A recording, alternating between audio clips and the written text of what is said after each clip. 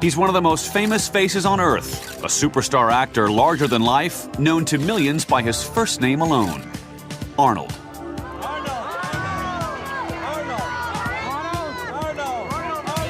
He's one of the most iconic characters, both on screen and off screen, in the history of movies. And the great thing about him is that he's full of himself, and I mean that in the best sense of the word. But he's also humble. He's terrific. He really can do it all. Growing up in a small Austrian village, bodybuilding was Arnold Schwarzenegger's ticket to a better life and his dreams to America and the movies. The goal was to get into movies, to come to America, which was always for me the place to go. But the first thing was first, it was become the champion in bodybuilding. But you wouldn't like it down there. Let me be the judge of that. I am tired of the same old faces. But Hollywood hated his name, his accent, and his oversized body. That didn't bother Arnold. He was determined to become a superstar. It was like precognition. It was like being clairvoyant, because he is a superstar, you know? His movies have earned over $2 billion.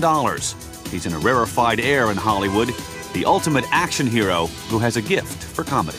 Arnold's comic ability, it doesn't come from being funny. It comes from being straight. It comes from being Arnold.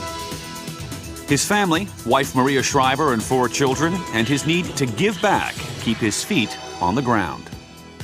I think the only thing that's bigger than Arnold's arms is the size of his heart.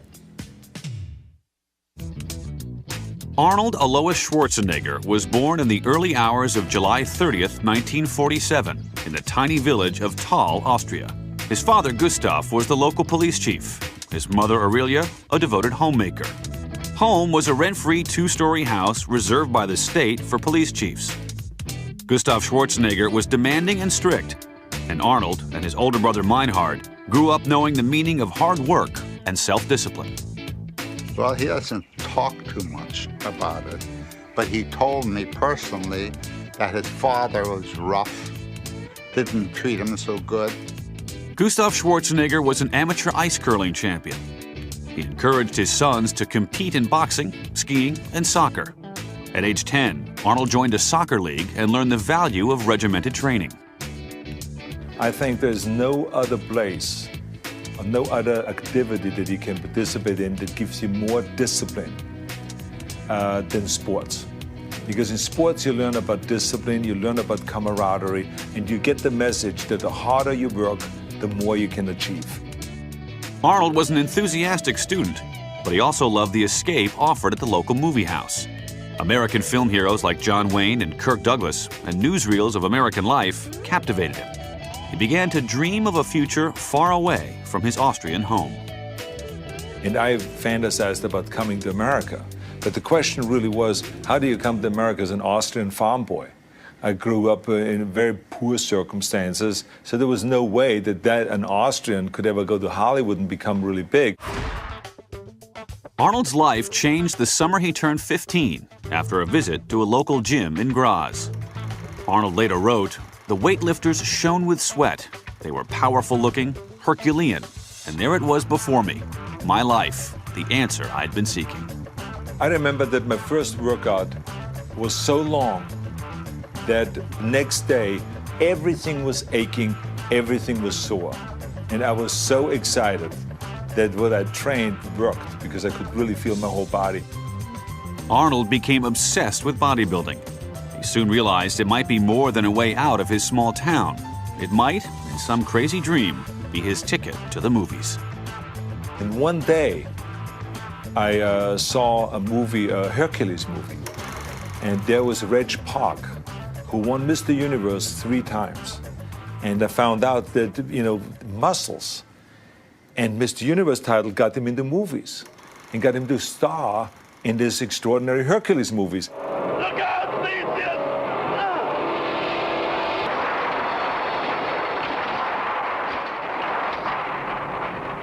Thank you, Hercules. You came just in time.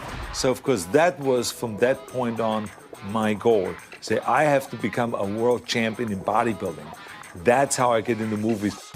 The 6-foot, 150-pound 15-year-old rapidly began to transform his body. Boom, boom, boom. I was like exploding, kind of. It was going from 150 pounds to 250 pounds within 4 or 5 years. So, of course, some of them say, man, you're taking this too far. I'm really worried about it. This couldn't be healthy. And others were really admiring it. As he began to win junior bodybuilding contests, his self-esteem grew as well. Here's a young guy, 17, 18, 19, winning titles, people applauding him. So that made him feel that he was special. And that's what gave him all the confidence to go ahead in life. After a compulsory one-year stint in the Austrian army, Arnold moved to Munich in 1966.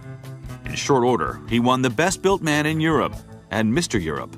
He met and trained with his idol, Reg Park, and learned Park's training regimen. Then, in the 1967 Mr. Universe contest, the self-proclaimed Austrian Oak blew everybody off the stage. At just 20 years of age, Arnold Schwarzenegger became the youngest Mr. Universe in history. Joe Weider, who was building a fortune with men's muscle magazines and health products, sent Arnold a telegram inviting him to compete in the American version of the Mr. Universe competition in Miami. Weider also sent him airfare, Arnold's literal ticket to America. I remember I came over here with no money, with just a gym bag. And I was received with open arms. I saw for the first time the generosity of the American people. In Miami, Arnold was in for a shock. He was the biggest, but not the best. He was a well-built guy, but I knew he wouldn't win because he was too bulky. In Europe, they trained for size instead of for definition and proportion and beauty. After Arnold lost the competition, he vowed it would never happen again. He accepted Joe Weider's offer to help him move to Venice, California, take a small salary from his magazine to write a fitness column, and train at the epicenter of American bodybuilding, Gold's Gym. I met Arnold at the old Gold's Gym. I knew right away this guy's going to the top because he had a focus. You know usually when somebody's going to the top. At Gold's Gym, Arnold's intensity became legendary. He invented new exercises to develop and define individual muscle groups. He worked out with good friend and roommate Franco Columbu, a powerlifter he met in Germany. He studied ballet to hone a posing performance that was second to none. That's the idea. He knew all the great poses, you know, he knew how to smile, and he built his body into, you know, a great muscular symmetry that was just perfected by hours upon hours of work. Arnold was loving all America had to offer. His outrageous physique drew lots of attention, and he dated frequently. He enrolled in college business courses and used his growing fame to launch a fitness-oriented mail-order business. The key thing for me was to educate myself and to understand and learn everything about America and how America operates, the whole economic system, the way that democracy works over here, all of those things I wanted to learn. In 1969, just after Arnold turned 22 years old, Joe Weider was asked to recommend a bodybuilder who could act for an upcoming movie called Hercules in New York. Weider told the producer about his protege, Schwarzenegger. He asked me, well, could he act? I said, are you kidding? The guy was a Shakespearean actor in Vienna. And he believed me. And that's how he got the role. Suez has only to speak now for Hercules to obey.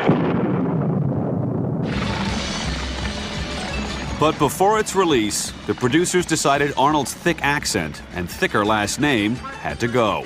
Arnold made his film debut with a dubbed voice, billed as Arnold Strong. It doesn't even look like me. Look. What are you doing? Oh, wow.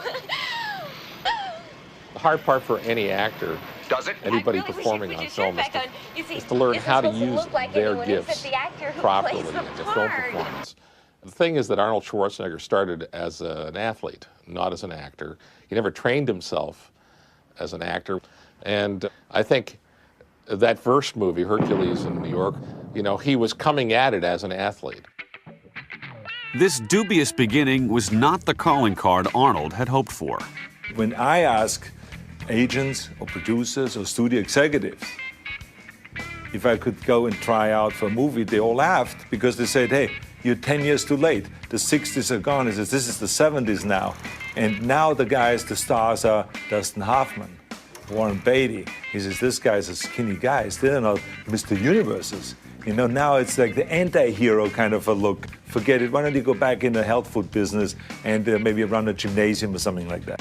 It would be 7 long years before his next big acting break. And when it came, Arnold would be ready. By the early 1970s, with a Hollywood career looking like a long shot, Austrian transplant Arnold Schwarzenegger maintained his focus on bodybuilding. He soon began to dominate his sport.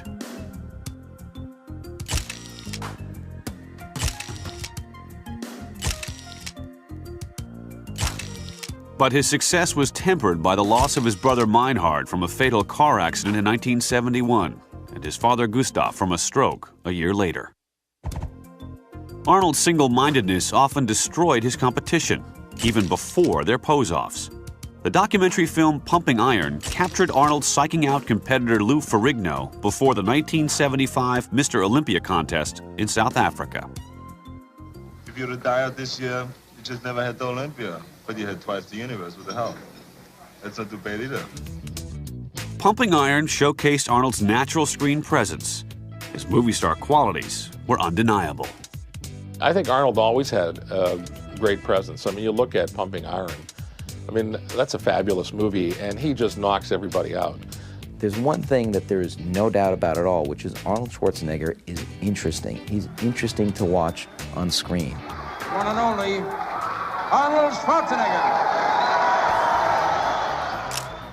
Arnold felt he had taken his bodybuilding as far as he could. After winning a record 7th Mr. Olympia title, he retired. I only stopped competing, but I'm not stopping bodybuilding. It's the greatest sport. Thank you. Bodybuilding had been good to Schwarzenegger. With Joe Weider's encouragement, Arnold had invested his contest winnings and mail-order business profits into real estate.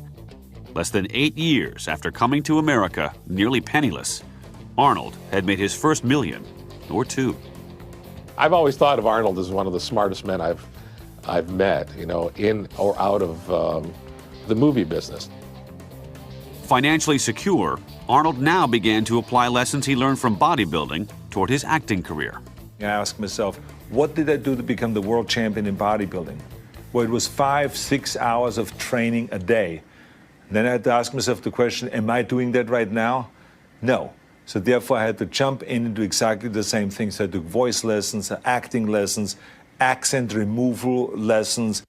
In 1975, director Bob Rafelson cast Arnold as, what else, a bodybuilder in the offbeat comedy Stay Hungry, which starred Jeff Bridges and Sally Field. Rafelson sent Schwarzenegger to coach Eric Morris for a 12-week crash course in acting. He was very articulate and picked up things like that. Arnold is very perceptive, you know. I saw that immediately. Arnold's reward? A surprising win for Best Newcomer at the 1977 Golden Globe Awards. While Hollywood was learning how best to use Schwarzenegger's unique appeal, Arnold became a favorite at celebrity events. One of them changed his life. In 1977, Arnold attended the Robert F. Kennedy tennis tournament, hosted by members of the Kennedy clan, including 21-year-old Maria Shriver. I ran into her and I met her. I think it was Tom Brokaw that actually introduced us. And we went dancing on the dance floor, and then we ate together, and it was like, you know, like this. And then she took me up to Hannisport the next day after the tennis tournaments, and it was like love at first sight. Maria, a broadcaster on the rise, was President John F. Kennedy's niece. She grew up surrounded by political power and privilege. Her father, Sergeant Shriver, was the original head of the Peace Corps, and her mother, Eunice, sister to both JFK and Robert Kennedy, had founded the Special Olympics in the 1960s. She had everything that I always dreamt of, that I wanted in a woman. She was gorgeous, beautiful woman with long dark hair, which I always liked. She had an outstanding personality. She was very smart, you know, and she's just an extraordinary woman. They could not have been more different. Arnold was a Republican, Maria from Democratic royalty. But their ideologies didn't matter. The Shriver family and Arnold, you know, is like, that doesn't fit, does it, you know? But I think they have a lot of fun with it. In May of 1979, Arnold received a degree in economics and business from the University of Wisconsin. That year, he was also offered his biggest part to date, the lead in the sword and sorcery epic Conan the Barbarian, for producer Dino De Laurentiis and director John Milius. Dino De Laurentiis became kind of like a father figure for me, as much as Joe Weider was for me in bodybuilding. I remember the first few days of filming Conan the Barbarian, he came to me and he says, "Hey, Schwarzenegger, you're Conan." You know, he was so proud that he picked the right guy. The role was a perfect fit. When you look back on it, his talent was raw in Conan, but his talent is who he is.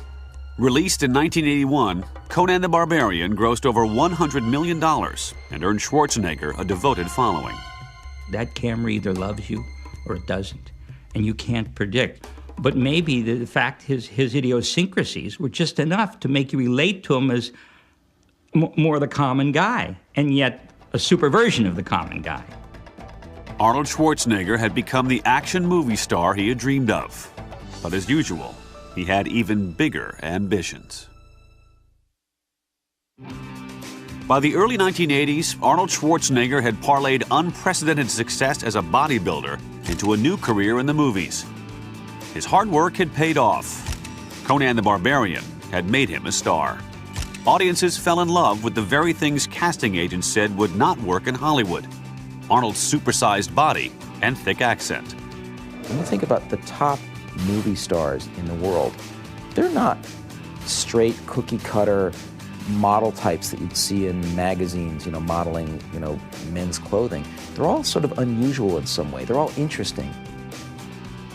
In September of 1983, Arnold invited steady girlfriend Maria Shriver to an occasion he had long awaited. He became a citizen of the United States. He says, "I wouldn't live any other place in the world. My God, this is the greatest country in the world. You can do anything you want." He says, "I'm going to take advantage of everything." After filming a sequel to Conan the Barbarian, Arnold went on a hunt for a new character, a new movie persona. He soon found it in a film that would change the course of his career. It was called The Terminator. When I was approached about Terminator 1, I remember that the first thing that I was approached for was to play the hero. The Terminator was a low-budget film by an unknown but talented director, James Cameron. Schwarzenegger said if he took the hero role of Reese, the guerrilla fighter from the future, Cameron had to be sure to cast the perfect cyborg as his opponent, someone who was cold, lethal, and machine-like. After I was through with this whole spiel, and this took like a half an hour of hyping, you know, Jim Cameron, of how this person has to prepare himself in order to be really true to this character the way he wrote it, he said, "You are the Terminator. You should play the Terminator." I said, no, wait a minute. The guy only has 24 lines. Don't do this to me. I said, do with the Reese character, because I just somehow clicked. It clicked, and I just fell in love with that character, and I could visualize how he should act and walk and talk and do all those things. And that's exactly what I felt like the first day when I shot the first scene. I felt like I was the Terminator. Despite its low $6 million budget, the Terminator broke ground in the use of robotic effects. It meant Arnold had to endure hours in the makeup chair to make filmgoers believe he was living flesh on the outside, robot skeleton on the inside. When Arnold has to sit through a 3 or 4 hour makeup, you never hear a whimper, you never hear a complaint. Nobody works harder, nobody cares more. He is there to do the work. The futuristic thriller was cited by Time magazine as one of the year's 10 best films. It catapulted Arnold to superstardom. It's the magic art about casting. Why are some actors right for certain roles? And sometimes it just can't be explained. It just is. And I think it was that way with Arnold. The following year, in 1985, Arnold finally popped the question to his longtime girlfriend, Maria Shriver. His mother, Aurelia, was thrilled, as were some 500 guests at their lavish Hyannisport wedding. The couple honeymooned in Antigua, after which Arnold flew to Mexico to resume work on his new project, Predator. Arnold's jungle face-off with a hideous alien being was another box office bonanza. Schwarzenegger, however, was hungry to try something new.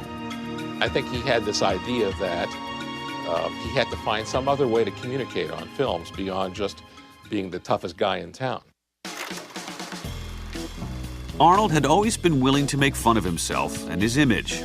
Now, he wanted to test his acting chops in light comedy. And he met the perfect director to make that a reality, while on a ski trip in Colorado. It was right after I did the movie Ghostbusters, and he sort of comes up to me in the lobby of some club and he says, "You're that Ghostbusters guy, right?" I said, "Yeah, hi, I'm Ivan Reitman." And he said, "You know, I could be a Ghostbuster."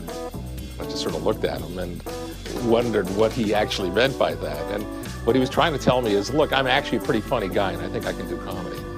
A few weeks later, director Reitman ran into Danny DeVito. And before you knew it, there was a bidding war for this comic tale of two mismatched test tube siblings. Excuse me, but I was just taking a shower. Good singing. Oh, I baked you some cookies. Cookies? I guess it was a dumb idea. No, not at all. I'm really looking forward to tossing them. It's a very funny, light, silly comedy, but it's also got a real tenderness, and he was so sweet, and yeah, you really saw that tenderness come out. I thought that was really terrific, because normally he's this big macho guy with all the amazing bod and stuff like that, and you really got a sense of his sweet side. When Twins made $112 million in the U.S. alone, Arnold, who had shrewdly waived his upfront fee for a percentage, made a reported $19 million. Even more valuable was his new family-friendly image. I think Twins was a big stepping stone for him because it made him much more accessible to women, to younger kids, and it showed him as a performer, not just as kind of the tough guy, muscle guy.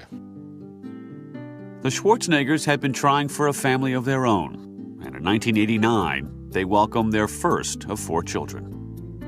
I remember when our first child was born, when Catherine was born, Maria. She was so dedicated, you know, and she was like glued to this child, day and night. And I was looking at her all the time, and I said, I cannot believe of how selfless this woman is. So that was really the biggest surprise about her, is what a great mother she was. The action hero was now the star of hit comedies. Based on his box office muscle, the show business paper Variety announced Arnold Schwarzenegger had become the most popular movie star in the world. By the late 1980s, 43-year-old Arnold Schwarzenegger was on a roll. The small-town boy had conquered bodybuilding, the movies, married into the Kennedy family, and created a chemistry with his fans that few movie stars could equal. Arnold has 100% commitment in the belief in himself, and that just penetrates the screen and penetrates you when you speak to him. And it's thrilling to be around him. He's a man who is a movie star, who is not ashamed of being a movie star, and who has sort of taken on that mantle with appreciation.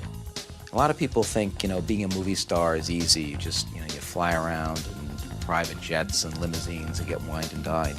But the bottom line is you get to be a movie star by incredibly hard work and discipline.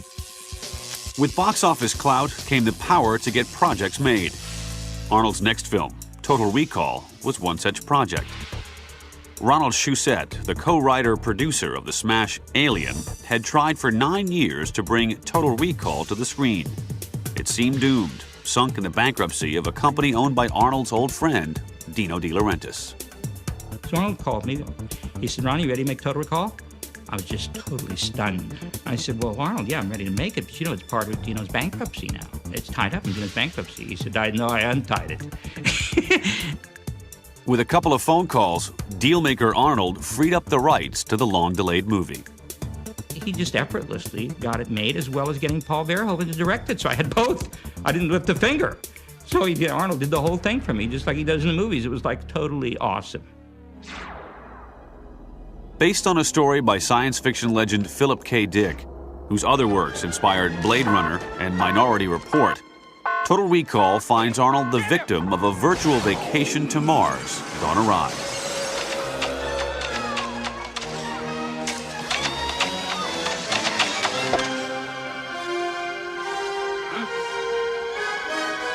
Catch! Get ready for a surprise! The structure he loved. He said, don't change the structure. But he said, you got to remember, I am a personality. If you start giving me complicated dialogue that I can't pronounce correctly, I don't want the audience to say, here comes that big Austrian. So with a self-evaluation of himself is perfect. Most people's egos get out of control. They want to do Hamlet, whatever, Glory! Co-starring a then unknown Sharon Stone, Total Recall used over-the-top violence, clever plot twists, and Arnold's one-liners to conjure up $260 million in worldwide ticket sales. After all, we're married. Consider that a divorce. We were talking about this, and he said, I got to be careful because I kill people ruthlessly, but there are always people that deserve it. But he said, I've got to remain a good guy, but still, I've got to be the gentle giant, and that's what people want to see.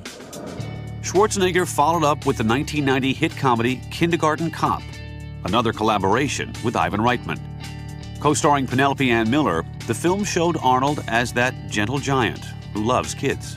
So suddenly a movie like Kindergarten Cop, where he's surrounded by a classroom full of 5-year-olds, became a great opportunity for comedy, where he uses some of the energy of being a father and the kind of experiences that he had in his real life, and then sort of just cocked a little bit in a humorous way.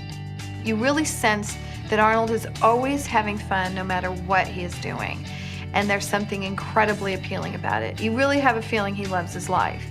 I mean, he loves his wife, he loves his children. He's a good dad. I mean, what I know, it's not like I live with him, But what I see, we go to Sun Valley, he's always with the kids, He's, very protective. There's a natural progression with Arnold. And he's someone who has always been giving back to the public and especially to kids. Arnold had long supported his mother-in-law Eunice Shriver's Special Olympics for the mentally handicapped. He became their national weightlifting coach. The Kennedy clan quickly saw the depth of character their son-in-law possessed. Some people will do things just for how it makes them look or possibly for their image, and he's not like that at all. He really puts a lot of time and a lot of effort into helping people in his different causes, and it's just who he is. Even future presidents took note. Arnold stumped for George Bush in 1988, in his inimitable way, of course. We don't have to talk about the Democratic candidates, right? No. They all look like a bunch of girly men, huh? After he was elected, President Bush returned the favor. Schwarzenegger was named chairman of the President's Council on Physical Fitness. He traveled to all 50 states at his own expense, preaching the gospel of the great American workout. Are we ready for some exercises? For all the bravado that man has, he's got a huge sense of bravado and a huge sense of confidence. And that same huge sense that you see is the same amount of compassion he has for people, for families, for children. It all comes from a very organic and honest place with Arnold. Arnold also became the chairman of the Los Angeles Intercity Games. What makes me happy today is to be able to teach kids how to say hasta la vista, baby, to drugs, gangs, and violence. And to say yes to education, yes to sports, yes to hope, and yes to life. I once said to Arnold, it's a full-time job just being you, because there's so many demands in his time, not just from the movies, but he's involved in so many charities and political causes. By 1991, the time was right, if not overdue, for a sequel to The Terminator. At Arnold's insistence, he returned as a kinder and gentler cyborg in Terminator 2, Judgment Day. The Terminator character is interesting to play because you can play him one time as a villain, then you can play him as the savior and as the good guy. At the time of its release, it was the most expensive movie ever produced. With over $500 million in box office receipts, the returns were equally impressive, making Terminator 2, Judgment Day one of the 20 highest-grossing films of all time. Arnold's a showman. He loves to entertain. He loves to amaze the world. His ego is so in check that he said, look, I've never seen myself as a superb actor, and I don't care to be one. I want to do just what I'm doing. I want to make great movies. I want audiences to love the movies, and I hope they'll like me in them. Arnold's American dream had become a Technicolor blockbuster. He had hit movies and lucrative real estate deals, including a $10 million development in Southern California and an Austrian restaurant in Santa Monica called Schatzi. He also had a high-profile joint venture with fellow action heroes Sylvester Stallone and Bruce Willis in the Planet Hollywood theme restaurants. With his popularity at an all-time high, the last thing Arnold expected was a major bump in the road. But in 1993, Schwarzenegger was paid an unprecedented $15 million to star in The Last Action Hero. The film was a huge disappointment to both audiences and critics. Arnold was mortal, after all. He's a very confident guy. I think he sees life beyond just acting. At the same time, he's very competitive. He wants to do his best. He wants to win. And when you don't win, it hurts. I don't care what heights you achieve in this. I don't care what heights you achieve. What is inevitable is that there's a slide backward. And if you put all your apples in that basket, if that's your life, and that slide happens, which it will, those are the people that wind up hurting themselves. Box office flops were part of the game, but now Arnold had to prove he had staying power. By 1994, Arnold Schwarzenegger's films had grossed nearly $2 billion at the box office. But when The Last Action Hero failed to live up to expectations, it was the first time Arnold experienced what most actors take for granted, the highs and lows of the movie game. I was surprised how much it hurt him. I thought he was inured to it. And to me, I like that. He said, I'm not used to it. He said, it's a bad feeling. He said, to make a movie that nobody likes. He said, money hits as you had. He said, I don't like that to happen. Remarkably, Arnold took personal responsibility for the failure of the film and vowed to do better next time. In a business known for inflated egos and outrageous demands from its superstars, Arnold was a breath of fresh air. It makes you embarrassed almost to say that you're an actor when you hear some of the things that people demand. They serve less purpose to the community than a garbage collector, and they take themselves seriously. So Arnold is on the good side of that bracket. For his next project, Arnold brought back an old and trusted ally, his Terminator and T2 director, James Cameron. True Lies featured Arnold as a suave super spy whose wife, Jamie Lee Curtis, thinks he's a mild-mannered salesman. Blending comedy and incredible action sequences, True Lies was one of the biggest films of 1994. Arnold was back in the type of character he knew audiences liked best. He knows his range, and if that's what makes him popular, why mess with it? I think he knows what he can do well, and that's what's made him so famous and so good at what he does. But Schwarzenegger was not afraid to gamble with how far he could push his ultra-masculine image. In Junior, his third comedy with director Ivan Reitman, Arnold starred as the world's first pregnant man. Audiences, unfortunately, were indifferent. I actually think it's the best of the three Arnold Schwarzenegger movies that I directed. It actually tested the highest of the three movies, but it did the least in the box office. And it's because audiences, I guess, didn't want to see him play a pregnant guy. At the same time, he was very proud of it. We were disappointed, but we moved on.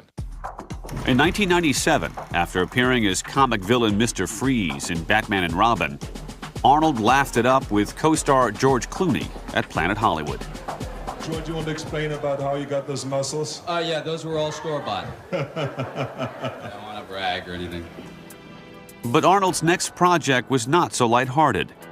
In 1997, at age 49, he underwent elective heart surgery to repair a defective valve. Arnold would make a complete recovery, and just 1 month after surgery, he felt well enough to promote Batman and Robin back home in Austria.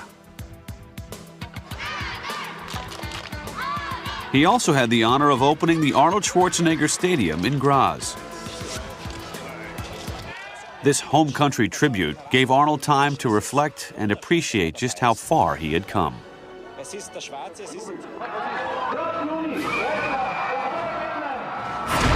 1998 became a year of tributes. Dozens of Schwarzenegger's colleagues and friends turned out to honor him at the American Cinematheque. He has done more movies and less dialogue than possibly any actor besides Lassie. The last few years have been a challenge for Schwarzenegger at the box office.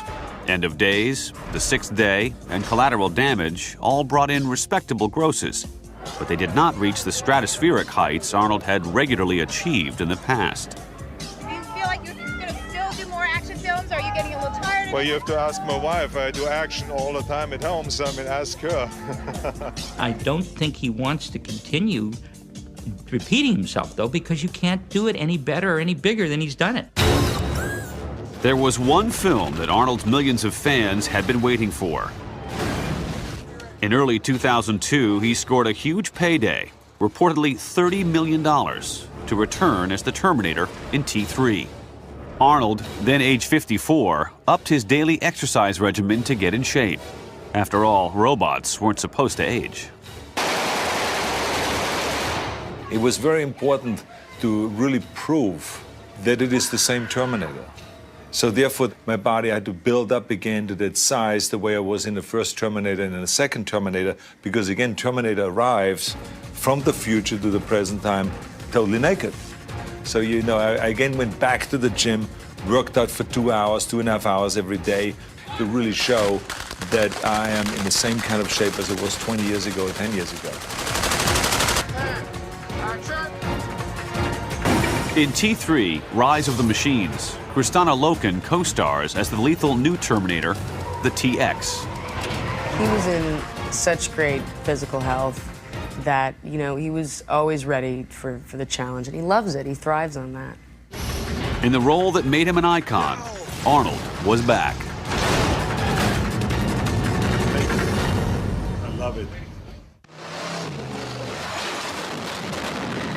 In the summer of 2003, Arnold Schwarzenegger once again visited the character that rocketed him to fame and movie icon status 20 years ago.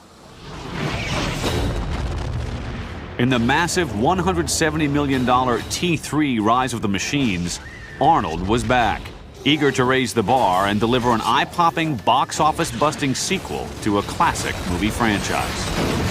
TX, can you find a way to destroy her? Unlikely. I'm an obsolete design. First of all, let me just say that it is such an honor to be involved with such a great franchise. And that, of course, at the same time, there is a lot of pressure when you do a movie like Terminator 3, because there are enormous expectations. Arnold is the Terminator, and he is back, and it still works. It's an amazing accomplishment. It's that unstoppable thing about him.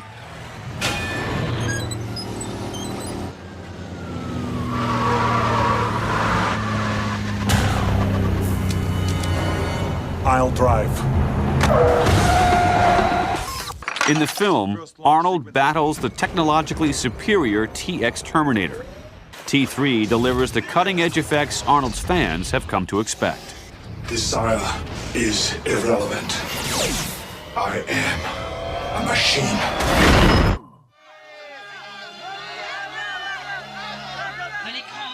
Arnold took T3 to the Cannes Film Festival. He's always realized that selling his films is an art unto itself.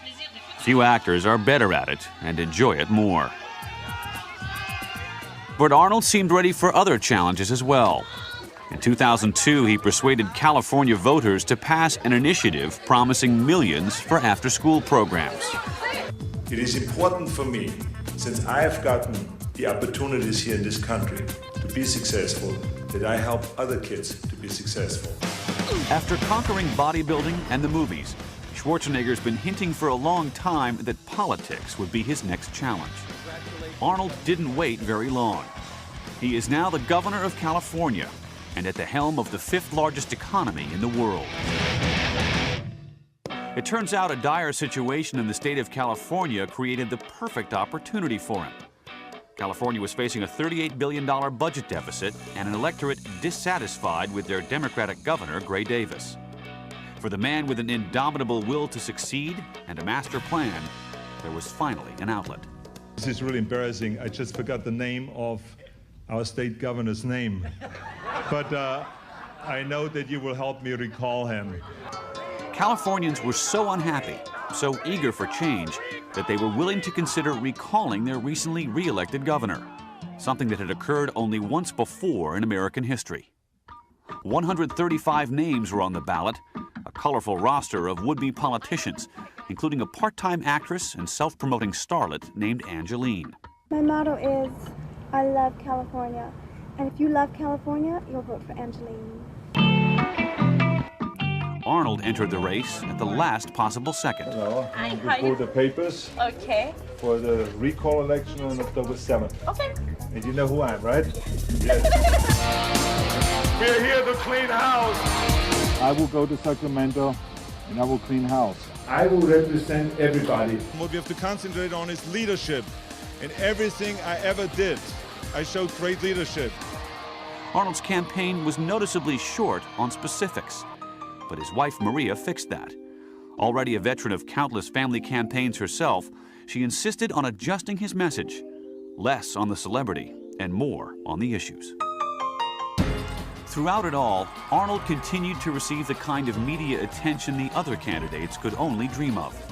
And then, 5 days before the election, a bombshell. The Los Angeles Times began publishing a series of investigative stories about Arnold's behavior towards women over the years, and it quoted a number of women who said they had been groped by him in one way or another. Very few would come forward. I was a newlywed to bodybuilder Robbie Robinson, and he was training in Gold's Gym in Venice, California on Pacific Avenue. I was just there watching him work out. The gym was rather full, and Arnold passed me by, and he groped my breast. It completely caught me off guard. I was just shocked. Arnold's extramarital conduct had been widely discussed in Hollywood for years. His history of questionable behavior toward women could have stopped his candidacy cold. But the woman who knows him best would not let that happen. The question is, if the allegations in the LA Times are true, he has humiliated women. He's put well, women you know in what? I don't see it that way. I see that, you know, all the women that work for him admire him. I have met thousands and thousands of women who have come up to me and said they have worked with him, they have worked for him, alongside it, and he has been an extraordinary gentleman. Arnold would apologize, sort of. If I did behave inappropriately, you know, I want to just say that I'm sorry and I apologize for that, because that was not the intention. It was like, you know, what was once considered playful behavior on a movie set now is considered something else. So, you know, I didn't want to offend anyone or really, you know, do anything that is any harm to anybody. As everybody knows by now, it was a total recall for Arnold Schwarzenegger. The clear message about Schwarzenegger's sex life is that Californians, and maybe all Americans, don't care very much about the sex lives of their politicians anymore. It was shocking in this case, at least to me, because the accusations were of a criminal nature. He was accused of sexual battery, which is different from consensual sex among adults. Clean up this steak. I will. Yes, my brother. It seemed more anger was directed at the Los Angeles Times for revealing the allegations than at the candidate himself. More than 1,000 readers canceled their subscriptions. Surprisingly, Arnold has remained unscathed. He has been filmed smoking marijuana and has bragged in an interview about participating in group sex. But it appears the Terminator has been dipped in Teflon. Clearly it was his celebrity. Clearly it was a kind of straight-ahead macho sort of image. And clearly it was an act of faith and ignorance on the part of the people of California. Faith, because he didn't present anything of substance in his campaign, and ignorance, because clearly the people in California weren't aware enough of the issues to understand how they might be addressed. The real test is still to come, because the governor's office may not be the last stop for Arnold. Some say he has his eyes on the presidency, but there's a catch. Article 2 of the U.S. Constitution states in order to become president, you have to be born in this country.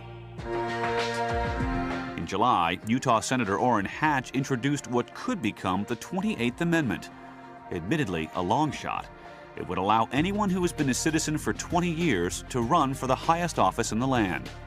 And Arnold, as it turns out, has been a citizen for exactly that long. Anyone who underestimates Arnold Schwarzenegger is going to get caught short. This is a man who is interested in power, and he's good at what he does, and he accomplishes his goals. It is true that at the moment, Arnold is widely acknowledged to be the Republican Party's brightest star. But in California, stars have sometimes been known to fade rather quickly. I mean, he's facing an impossible governing situation there. If he manages to clean up California, solve the budget deficit, revive the economy, preserve the environment, and ease traffic in Los Angeles, then maybe he should be president.